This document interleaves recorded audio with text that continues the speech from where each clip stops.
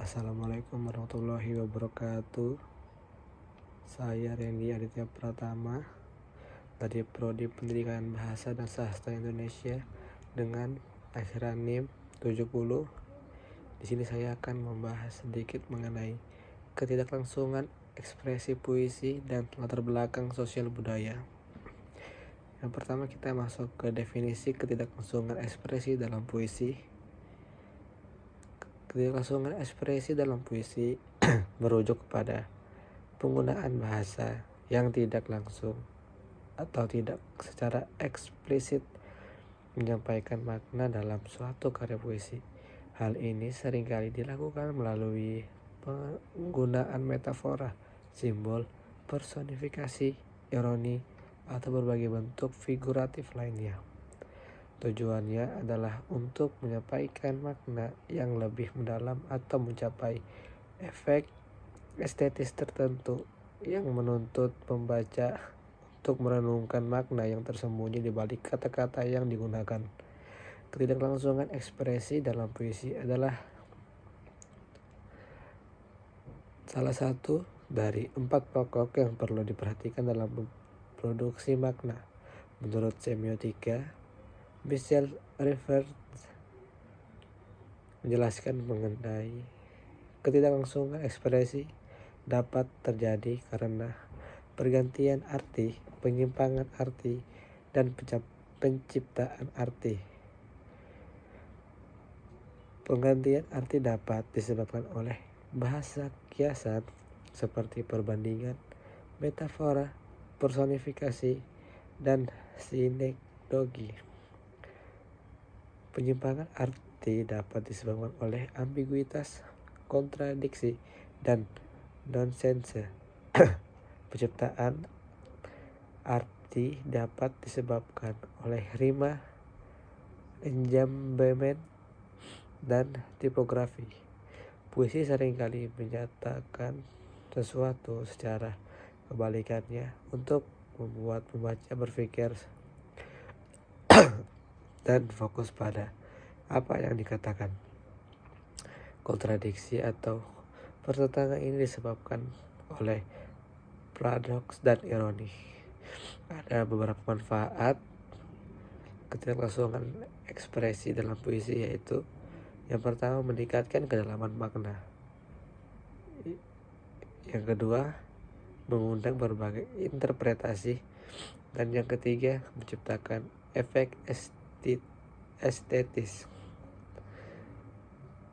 Selanjutnya pembahasan kedua yaitu latar belakang sosial budaya dalam puisi. Dalam memahami puisi, kita tidak bisa hanya melihat apa yang tertulis di dalam puisi itu sendiri. Puisi adalah bentuk seni yang sangat dipengaruhi oleh lingkungan sosial dan budaya tempat si penyair hidup. Artinya, untuk memahami apa yang sebenarnya ingin disampaikan oleh penyair, kita juga perlu memahami situasi sosial dan budaya pada saat puisi itu ditulis. Puisi bisa dianalisis berdasarkan struktur intrinsik seperti bentuk, rima, ritme, dan pilihan kata. Selain melihat bagian-bagian yang ada di dalam puisi, penting juga untuk melihat bagaimana puisi tersebut terhubung dengan karya sastra lain atau dengan budaya populer yang ada pada waktu itu, yang disebut sebagai intertekstualitas. Jadi, puisi seringkali bersifat referensi menanggapi karya sastra lain atau bahkan kondisi sosial budaya yang lebih luas. Setiap karya sastra termasuk puisi mencerminkan kondisi masyarakat pada zamannya.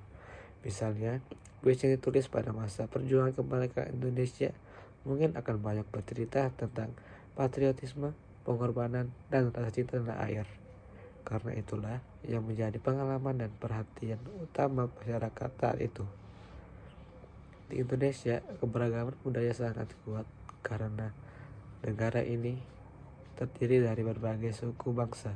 Hal ini memengaruhi cara para penyair Indonesia menulis. Setiap suku bangsa memiliki cara pandang, tradisi, dan nilai yang berbeda. dan hal ini tercermin dalam puisi-puisi yang mereka tulis.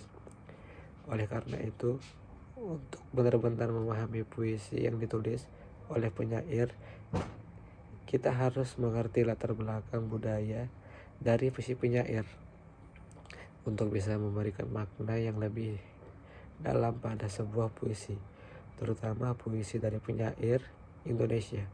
Penting bagi kita untuk mengetahui konteks sosial dan budaya yang melahirkan puisi tersebut. Misalnya, mengetahui arti istiadat, kepercayaan, sejarah, dan pengalaman sosial yang relevan dengan puisi itu. Jadi, ketidaklangsungan ekspresi dalam puisi merujuk pada penggunaan bahasa yang tidak langsung atau tidak secara eksplisit menyampaikan makna dalam suatu karya puisi. Hal ini seringkali dilakukan melalui penggunaan metafora, simbol, personifikasi, ironi, atau berbagai bentuk figuratif lainnya. Tujuannya adalah untuk menyampaikan makna yang lebih mendalam atau menciptakan efek estetis tertentu yang menuntut membaca untuk merenung makna yang tersembunyi di balik kata-kata yang digunakan. Mungkin itu saya dapat saya sampaikan. Assalamualaikum warahmatullahi wabarakatuh.